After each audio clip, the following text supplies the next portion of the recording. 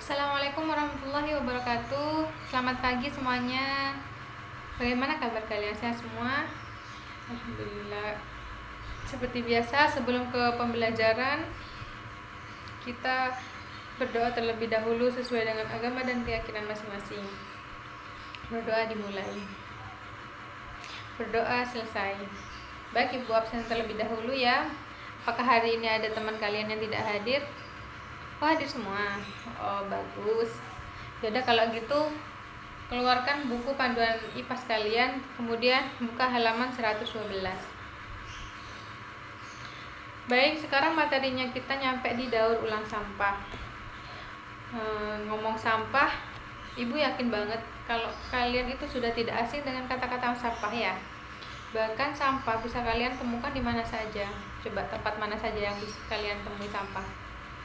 Ayo, ada yang bisa jawab? Ya, bener, di rumah, di sekolah, di mana lagi? Ya, di kelas. Bahkan di kelas nggak jarang juga ada sampah ya. Ya, dan sampah apa aja yang bisa kalian temui biasanya?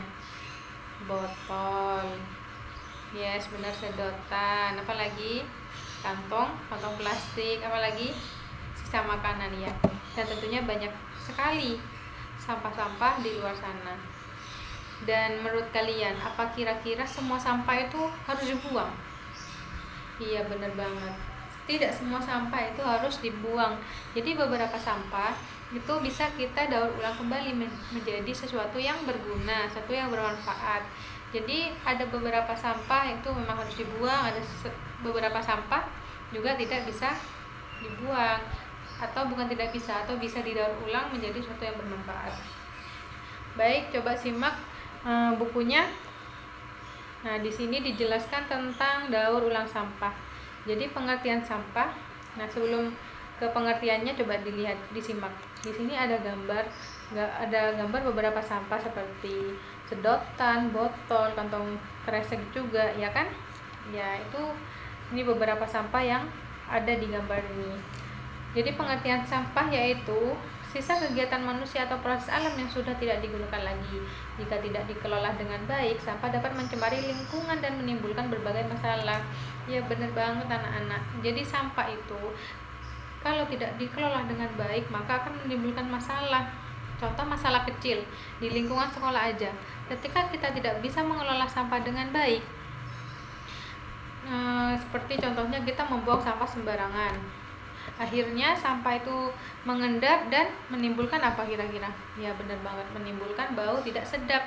Dimana bau tidak sedap itu bisa mengganggu belajar dan mengajar di sekolah ini. Selain bau tidak sedap juga tidak enak dipandangkan gitu. Jadi kita selaku makhluk hidup juga harus bisa mengelola sampah itu dengan baik gitu.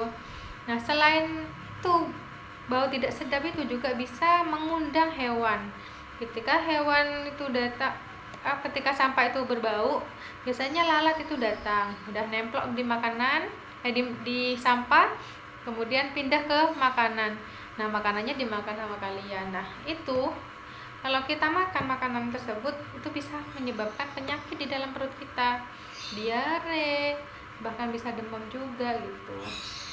Itu hal yang kecil. Dan ada juga resiko ketika kita tidak bisa mengelola sampah dengan baik, yaitu bisa menyebabkan bencana alam. Seperti apa yang biasa terjadi di sini setiap musim hujan. Nah, benar, bisa menimbulkan banjir. Kalau udah banjirnya besar, kadang sampai ada korban ya. Nah, makanya itu kita harus bisa mengelola sampah dengan baik. Di sini juga dijelaskan macam-macam sampah. Jadi sampah itu ada dua macam. Yang pertama sampah organik dan nomor dua sampah anorganik. Sampah organik yaitu sampah yang mudah terurai atau sampah yang mudah busuk, entah karena usia, masa, atau karena bakteri. Jadi seperti sisa makanan, itu daun, dan juga kulit buah. Itu kan biasanya kalau lama kelamaan itu kan bisa busuk ya. Kalau sisa makanan gitu didiamin kan itu bisa busuk. Itu dinamakan sampah organik. Yang dinamakan sampah anorganik yaitu sampah yang sulit terurai atau sampah yang tidak busuk meskipun disimpan lama. seperti botol plastik. Emang ada ya botol plastik busuk? Nggak ada kan? Iya, nggak ada. Jadi itu dinamakan sampah anorganik. Kaleng, kaca, itu kardus kan nggak bisa busuk. Nah, itu dinamakan sampah anorganik. Sampai sini ada yang tidak paham anak-anak? Paham semua. Baik, Ibu lanjutkan ya. Jadi di sini juga diterangkan bagaimana cara mengurangi jumlah sampah, yaitu dengan cara menerapkan prinsip 3R. Apa 3R itu? Yang pertama, reduce atau mengurangi, yaitu mengurangi penggunaan barang yang dapat menghasilkan sampah. Seperti solusinya kita bisa membawa botol minum sendiri. Jadi kalau kita beli minuman kemasan, airnya habis, itu kan dibuang. Nah, untuk mengurangi adanya sampah, kita bisa membawa botol sendiri dari rumah yang bisa dicuci ulang. Yang cara kedua yaitu reuse namanya, yaitu menggunakan kembali. Nah, seperti yang Ibu barusan bilang, yaitu menggunakan kembali barang yang masih layak pakai, yang seperti tadi botol itu kan, kalau masih layak bisa dicuci dan bisa digunakan kembali, dan itu bisa mengurangi sampah gitu ya. Terus yang ke nomor 3 yaitu recycle, yaitu mendaur ulang. Jadi mengolah barang bekas menjadi produk baru yang bermanfaat, seperti botol plastik menjadi tempat pensil. Nah, ini ada gambarnya di bawahnya. Ini awalnya dari botol plastik, terus didaur ulang menjadi sesuatu yang bermanfaat, yaitu menjadi tempat pensil. Nah, terus dikasih hiasan. Bagus banget ya, bagus banget, unik banget ya anak-anak ya. Oke, Ibu jelasin gimana sih caranya membuat botol plastik ini menjadi sesuatu yang bermanfaat, menjadi tempat pensil. Apa saja yang harus bahan-bahan yang harus disiapkan? Yang pertama yaitu pastinya botol plastik bekas.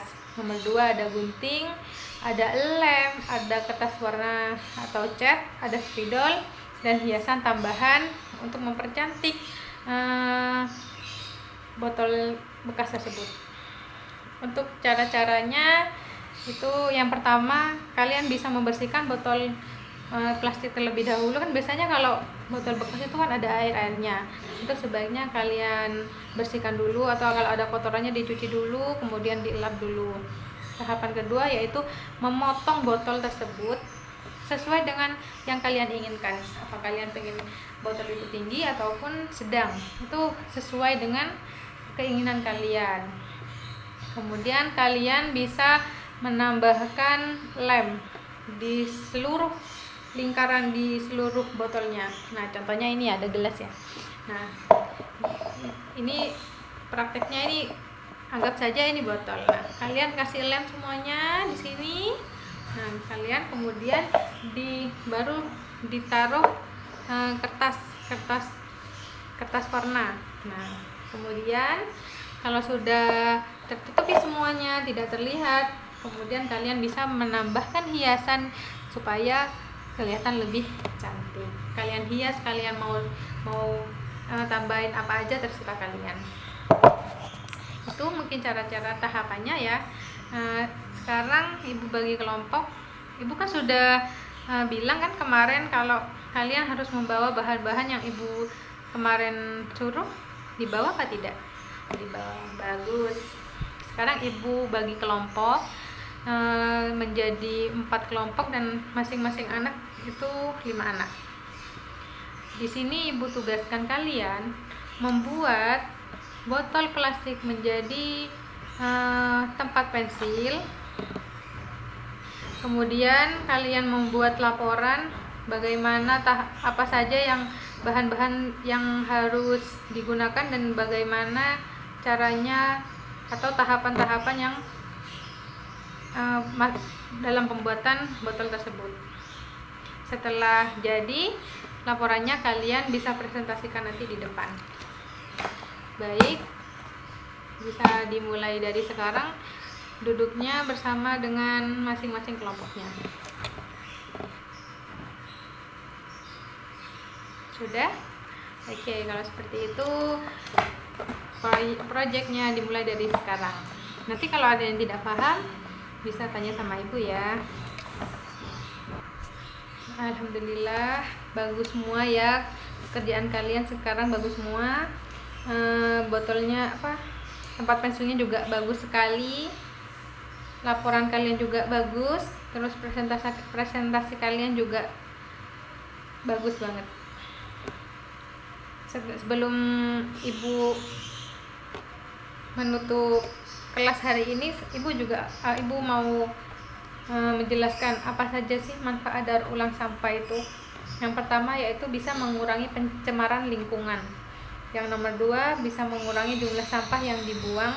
Nomor 3 bisa menumbuhkan sikap peduli terhadap lingkungan. Yang nomor 4 melatih kreativitas dalam membuat karya. Dan yang nomor 5 menghasilkan barang yang memiliki nilai guna dan nilai ekonomi. Mungkin itu saja yang bisa ibu sampaikan hari ini. Semoga apa yang kalian dapat itu bermanfaat dan bisa berguna untuk kalian dan yang lain. Ibu akhiri dulu, terima kasih kerjasamanya. Assalamualaikum warahmatullahi wabarakatuh.